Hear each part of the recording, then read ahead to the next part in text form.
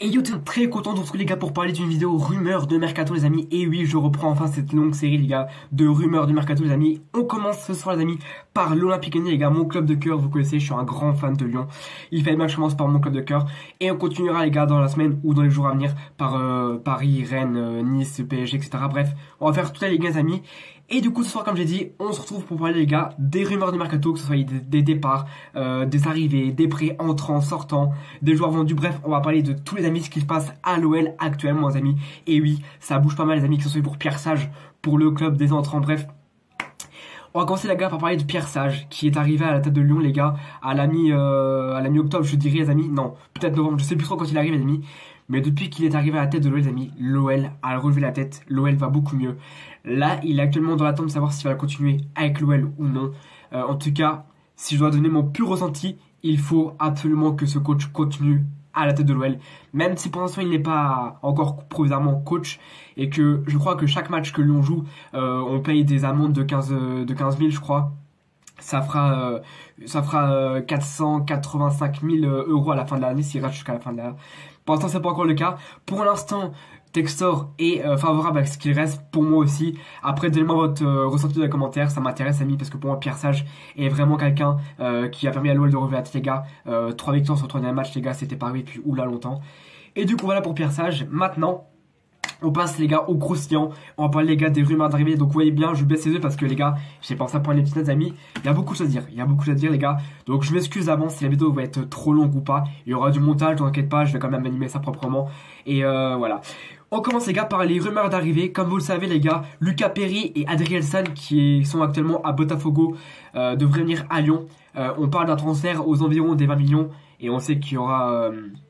des choses qu'ils vont faire pour arranger Lyon puisque Textor a prévu que ces deux-là, quoi qu'il arrive, viendront à Lyon.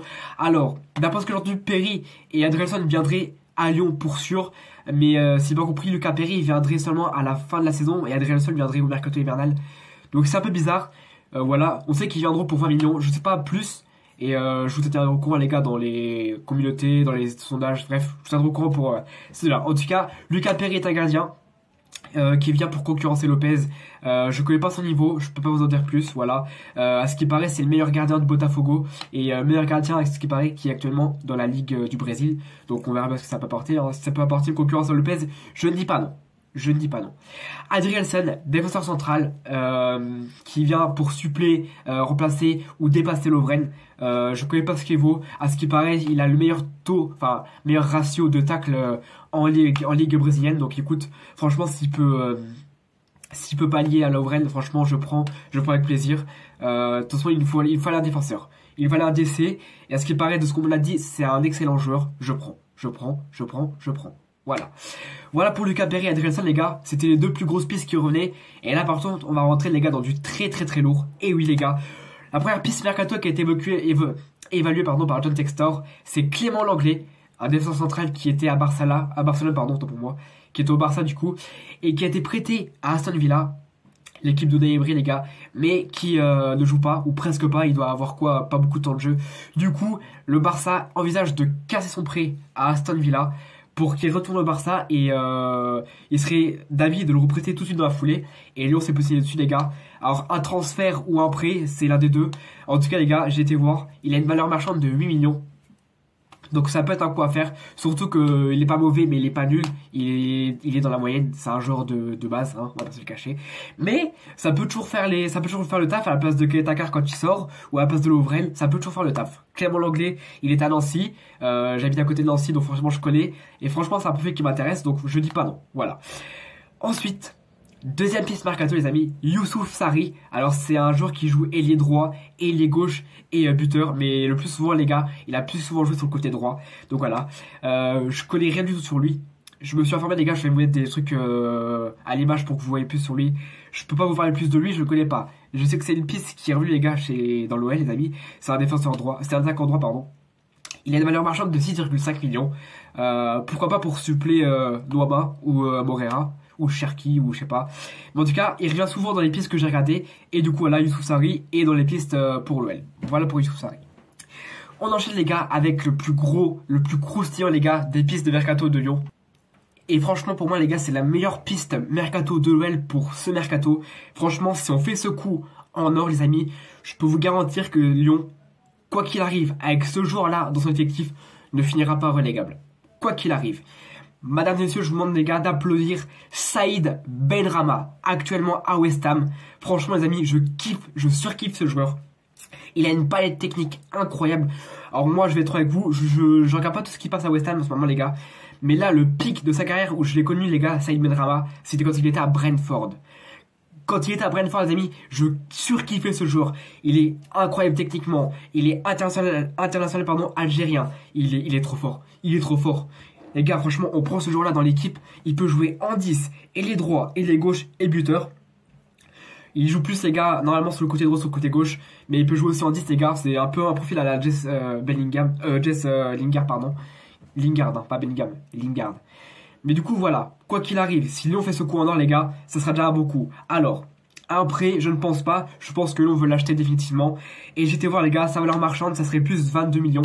Donc je pense que Lyon peut conclure soit vers les 20 millions, soit vers les 25. Ça va dépendre de West Ham. Hein. On sait que West Ham, c'est un club anglais. Et forcément, les clubs anglais, ça demande beaucoup d'oseille, ce qui est normal. Mais en tout cas, si on cite Benrahma, les amis, ça sera le meilleur coup que Lyon aura fait depuis des années, depuis Memphis Depay tout simplement, ou depuis Paqueta à la limite. Mais avoir un mec comme ça dans l'effectif, les gars, ça peut être que du positif pour moi, que du positif. Ensuite, et là j'ai pas compris pourquoi il parle de ça les amis, dans la foulée, Lyon après avoir contacté Benrahma aurait contacté Naïef Aguerd, l'ancien du Stade Rennais, qui peut jouer soit défenseur gauche, soit DC, alors franchement je sais pas à quoi il sert. Franchement, j'aime pas ce joueur. Je vais être franc avec vous, je déteste ce joueur. Je ne l'aime pas. C'est un truc de fou. Il me fout le démon dès que je l'ai vu jouer. Quand il était à Rennes, il me fout le démon. Alors, après, une option d'achat, je ne sais pas du tout. Même pour sa valeur marchande, j'ai pas trouvé. Je connais rien de ce joueur. Je sais qu'il fait partie des pistes de l'OL. Alors, s'il y en a qui sont plus au courant pour Naïef Aguerd, dites-moi dans les commentaires. Moi, je vous donne ça. C'est une piste. Je sais pas pourquoi il est là et je sais pas sa valeur marchande. Voilà. Je vous le donne parce que j'ai entendu parler, sinon j'en connais rien. Ensuite, un nom qui revient beaucoup ce temps-ci, les amis, Guido Rodriguez. On l'avait contacté, les gars, au mercato estival pour qu'il puisse venir jouer en 6 à Lyon. Malheureusement, il a refusé et il avait prolongé avec le Betis Séville. Là, il revient dans les pistes de mercato hivernal. Et je sais pas si ce qui va passer, les gars. Lyon le veut, il peut jouer en 6 ou en milieu offensif. Ça dépend de quel poste où on veut jouer, soit plus haut, soit plus bas, ça va dépendre de si on recrute. Et il aurait une valeur marchande de 24 millions. Alors je sais que Lyon avait essayé de l'approcher au mercato estival pour 20 millions. Là il en vaut 24, donc je pense que Real Betis vont demander soit 25, soit ils veulent pas le vendre, on va voir les gars. Mais je comprends pas les gars. On verra bien. Et dans la foulée les amis, au même poste les gars, en 6, on retrouve la même piste mercato que mercato estival. Rad Kronic, le joueur de l'AC Milan, qui joue en 6 ou en 10, ça va dépendre aussi là. Il a une valeur marchande de 8,5 millions. Franchement je serais chaud pour qu'il vienne. Je l'ai vu jouer avec Milan. Parce que les gars, comme vous savez, je commente beaucoup de matchs de foot. J'ai commenté beaucoup Milan l'année dernière, les gars. Et quand il jouait, franchement, c'est un bon joueur. Il est pas excellent, il est pas nul. C'est un bon joueur. C'est un bon joueur qui peut performer haut et qui peut être très fort. C'est un peu un profil à la Tolisso, je vais dire, dans le sens où il est beaucoup moins blessé, il est beaucoup plus physique. Franchement, c'est un profil qui pourrait apporter à Lyon. On va pas se le cacher, il peut beaucoup apporter. Voilà pour les rumeurs, les gars, en termes d'achat ou de prêt. Il y en a un dernier que j'ai trouvé, les gars, c'est Benoît Badiachil. Alors franchement, je sais pas quoi en penser, les gars. Je vais poser carte sur table actuellement. Actuellement, il joue à Chelsea.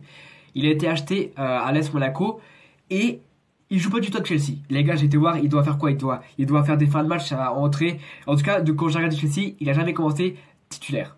Et là, pour se refaire, pour avoir du temps de jeu, il serait pour venir à Lyon en prêt. Et en gros, en fait, les gars, c'est compliqué parce que sur une piste, tu dis que lui veut venir à Lyon pour se relancer et repartir à Chelsea. Sur une autre, tu dis que Chelsea veut le prêter, mais que lui veut pas partir parce qu'il veut absolument rester à Chelsea. Et en fait, les pistes, elles font comme ça. Elles tournent en rond, les pistes, donc je sais pas. Donc moi, j'ai regardé. Son nom revient beaucoup à Lyon en tant que prêt. Donc je sais pas si lui veut venir ou si Chelsea lui force à partir pour qu'il soit bon. En tout cas, il fait également partie des pistes de mercato. C'est un profil très intéressant qui peut jouer dans une défense à 3 ou à 4. Ça va dépendre de comment on joue à Lyon. Mais il était très bon avec l'AS Monaco. Et vous doutez bien que s'il est parti à Chelsea, c'est pas pour rien. Hein, on va se le dire directement. S'il a été acheté par Chelsea, ce n'est pas pour rien. Donc en vrai, avec l'anglais Adrielson ou Badiachil, on serait déjà bien garni en défense. par rapport à des ailiers, à part Benrahma et Sarri, j'ai pas trouvé d'autres profils qui valaient le coup d'être dans la vidéo, les gars. Voilà. Maintenant, les amis, on est déjà à 10 minutes de vidéo, les gars. Je vais pas beaucoup vous prendre votre temps. On va parler, les gars, des départs possibles. Il y en a que 4. Peut-être 5. Allez, peut-être 5. J'ai commencé, les gars, avec un joueur qui m'a beaucoup fait m'arracher les cheveux. Hein. Comme vous voyez là, il n'y a plus beaucoup de cheveux. Et du coup, les gars, j'ai parlé, bien sûr, de Sinali Diomandé. J'adore ce joueur, dans le sens où il a un bon moral. Mais le problème qu'il y a, c'est que tu peux avoir un bon moral, mais quand t'es nul, frérot. Faut dire ce qui est. Au bout d'un moment, je pose carte sur table. Ce jour-là, il a jamais été bon. Il nous coûte un nombre de buts incroyable par match. Je crois que la stat, c'est deuxième émission, les gars. Je crois qu'il nous coûtait quasiment un but par match, minimum. Même l'année dernière, on le sait, les gars, on le sait. Des fois, il peut être bon, mais sa stat moyenne, elle est pas bonne. Ok, c'est un joueur qui a un super mental, c'est un joueur qui a beaucoup d'envie, c'est comme Cacré, on en parlera plus tard de Cacré, mais c'est un joueur qui a beaucoup d'envie. Il est là, mais il fait trop d'erreurs. Non. Et là, on le voit bien, s'il joue pas sous Pierre Sage, c'est qu'il est pas bon. Il apparaît même plus dans le groupe. Donc voilà, donc apparemment il serait pour partir, ça serait un transfert définitif. Il y a beaucoup de clubs anglais qui sont positionnés dessus, dont Brentford je crois actuellement qui avait contacté, pas fait d'offre, juste contacté le club. Et franchement, moi je dis oui, faut que Diomandé parte. Surtout que si on doit recruter un DC, ça peut être tout le monde, hein. Ça peut être Badiachil, ça peut être qui voulait l'anglais, je m'en fiche. Moi, Diomandé, j'aimais bien ce qu'il a un bon mental, mais il est nul. Donc faut le faire partir. Au bout d'un moment, je suis franc, vous êtes franc avec moi, je suis franc avec vous. Je n'aime pas Diomandé. Je l'aime pas dans son style de jeu, il fait trop d'erreurs, non. Dehors. Voilà pour Diomandé. On passe ensuite, les gars, à la piste Ryan Cherki, qui pour moi est la piste très peu probable qu'il parte actuellement. J'ai vu une vidéo de lui, d'ailleurs, au passage, qui s'entraînait à courir dehors sous la neige. Franchement, ça prouve qu'il a un bon mental, qu'il faut y aller. Alors, moi, de ce que j'ai lu, je vais être avec vous, apparemment, le club voudrait s'en séparer, mais lui veut absolument rester au club. Je comprends ce point de vue. Parce que Cherki, on sait que Cherki, il a du talent. Mais le talent, sans le moral, ça fait rien. Cherki, des fois, il va jouer trop perso, alors qu'il faut jouer collectif. Et à la rigueur, il va jouer trop collectif quand il faut ça jouer perso. Faut qu'on lui remette la tête à l'endroit, comme avait fait Laurent Blanc. Ça commence à revenir un tout petit peu sous Pierre Sage. Il faut qu'il continue de creuser Pierre Sage, parce qu'il franchement, il a un diamant sous la main. Et du coup, apparemment, le club voudrait s'en séparer, mais lui a mis un refus catégorique. Il va absolument rester à l'OL, et je pense, quoi qu'il arrive, qu'il restera à l'OL. Pour moi, c'est la piste la plus actée. Voilà pour Ryan Cherki. D'ailleurs, franchement, courage toi, frérot. On est ça avec toi, et j'espère que tu resteras. Ensuite, la piste, pour moi, que je vais parler, c'est la piste de Jefinho. Jefinho qui, je rappelle, hein, qui avait fait une dépression sous Grosso et sous Laurent Blanc. Alors, il voudrait partir parce qu'il en manque de temps de jeu, malgré le fait qu'il est rentré, il a fait des bonnes fins de match. Et franchement, il était bon, faut dire ce qu'il était bon. Il a marqué contre Monaco, des belles entrées contre Toulouse, contre Nantes, voilà. Mais voilà, il voudrait partir, et apparemment, ce que j'ai vu, c'est qu'il serait pour partir cette fois-ci à Botafogo. Donc peut-être un échange, je sais pas, on récupérait Lucas Perry, Adrielson, on ferait repartir Jefinho. Je ne sais pas comment ça va se dérouler. Apparemment, c'est une des pistes probables, plus, pour qu'il parte. Moi, ok, peut-être qu'il a pas porté comme il devra porter, mais moi je serais d'avis de le garder, les gars. Franchement, je serais comme Cherki, il faut garder Jefinho. Il a du talent, les gars. Ok, c'est pas un Noama, tu sens pas que dès qu'il y a l'accélération, il peut faire une différence. Mais faut le travailler, Jefinho. Faut le travailler, et je suis sûr qu'à l'avenir, il pourra apporter plus. Moi, je serais d'avis pour le garder. Voilà ce que je pense de Jefinho, les gars. Voilà la piste. Quatrième piste. Akuoku. Ou pas Akuoku, appelez comme vous voulez. En tout cas, bref, ça serait une des pistes pour qu'ils partent. Ne bougez pas, je règle la visite. Du coup, les gars, Paul Akuoku, qui serait un départ possible à l'Olympique, les amis. C'est un 6 qu'on a recruté, en fait, je vous explique. En fait, Akuoku, c'est le remplaçant de Guido Rodriguez. Donc, t'as Guido Rodriguez qui est titulaire, t'as son remplaçant, et t'as le remplaçant du remplaçant. Nous, on a été chercher le remplaçant du remplaçant. Alors, franchement, c'est pareil. C'est un joueur, ça s'est vu, franchement, il a le moral, mais pas trop. Il est pas nul, il est pas fort, mais il apporte pas. Voilà. Je suis franc avec vous. Au bout d'un moment, je vais arrêter de me cacher. Je dis ce que je pense. Il est pas nul, il est pas fort, il est trop neutre. Et les joueurs trop neutres, ça t'apporte rien. C'est chiant. Faut dire ce qui est, voilà. Donc il serait pour partir. Moi ça me dérange pas qu'il parte à la limite. Qu'on recrute Guido Rodriguez, ce qui est très peu probable, ou à la limite Krunic. Je préfère un Krunic qui peut te faire une différence n'importe où que un Kouakou qui fait rien. Il est neutre. Il est neutre. Parfois il a des bons trucs, mais c'est trop peu. C'est trop peu. Et on va bien dans un milieu à deux avec Cacré, ça marche pas. On l'a vu directement, ça marche pas. Donc je serais pour qu'il parte. Je donne un avis favorable à ce qu'il parte, parce que pour moi il a pas apporté beaucoup. Et il est quasiment même plus dans le groupe de Pierre Sage. Donc ça veut dire ce que ça veut dire, c'est qu'il est pas bon. Voilà. Ensuite, Enrique, apparemment serait sur le départ. Je ne comprends pas cette piste, parce que, écoutez-moi bien, rares sont les joueurs, franchement les gars, rares sont les joueurs qui sont ni nuls ni mauvais, mais qui ont une détermination de malade, lui. Et on sait que lui, en fait, ça va être simple. Si l'équipe joue bien, il va être bon. Si l'équipe joue pas bien, il va être dégueulasse, ou alors il va être très bon, comme on l'a vu contre Marseille. Donc franchement, moi ce jour-là, je le garde. Franchement, je le garde, les gars. Lui, c'est un super sub, on va dire. Pas au niveau de certains, mais c'est un super sub. C'est un mec qui a le mental. Franchement, ce mec, il est ni bulle, ni bon, ni mauvais. Un peu comme pour la Coco, mais lui, il sait faire des différences. C'est un Brésilien, il est technique. Et il a le moral. Il a le moral, il lâche pas. Même quand on perdait 3-0 contre Marseille, il lâchait pas. Il a le moral. Il a le moral. Ce jour-là, il faut absolument le garder, les gars. Je suis désolé. Voilà ce que je pense du départ d'Enrique. Moi, je suis contre. Pour moi, il doit rester le remplaçant de Tagliafico. Pour moi. Et il y aurait, apparemment, les gars, un troisième départ. Mais cette fois-ci en prêt, soit après les gars, ça serait le départ de Skilly Alvero qu'on a recruté à Sochaux. Et apparemment, ce qui est pareil, il serait pas très très bon, ou plutôt il a perdu la confiance qu'il avait par rapport aux anciens coachs. Et du coup, Pierre Sage ne veut pas qu'il parte, juste l'envoyer en prêt pour qu'il se refasse et qu'il revienne. Franchement, c'est propre, c'est carré, tu vois. Moi, je serais pour ce type de solution, les amis. Et pour moi, je pense que ça pourrait lui faire du bien au moral à Skilly Alvero. Voilà pour les départs possibles, amis. Je n'ai pas trouvé d'autres. Je regarde actuellement, mais je n'avais pas trouvé d'autres. Ah si, les gars, j'avais oublié de parler, les gars, mais pas dans les départs, mais plutôt dans les arrivées, les gars. Je sais pas si vous vous rappelez, les gars, au Mercato Estival, on était sur la piste de Ramazani, l'international belge, et on était déjà en bataille avec Lille pour l'avoir et le Real Betis. Et apparemment, il serait revenu sur le plateau, les amis, de l'OL. Et du coup, les gars, Lyon serait pour le faire venir, les gars. On sait que c'est un international Belgique, pardon. Et on sait qu'il pourrait beaucoup apporter, les amis, surtout que c'est un ailier. On sait qu'il est fort, voilà. Et du coup, on sera encore là, apparemment, on sera encore en bagarre avec Lille, Betis, de nouveau pour Razani. Pas beaucoup plus d'informations, les amis, mais en gros, si vous voulez, l'OL voudrait le récupérer, les gars. Parce que je sais pas si vous avez entendu parler, il va y avoir la CAN.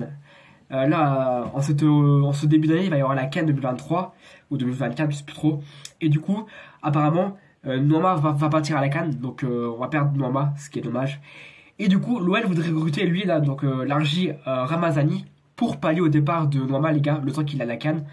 Et en vrai, pourquoi pas en faire un sub après? Pourquoi pas? En fait, c'est débile, mais ça pourrait être intéressant.